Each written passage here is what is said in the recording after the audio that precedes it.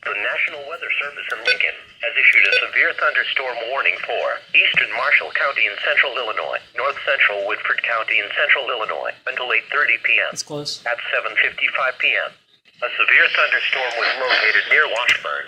Another severe storm was near Varna.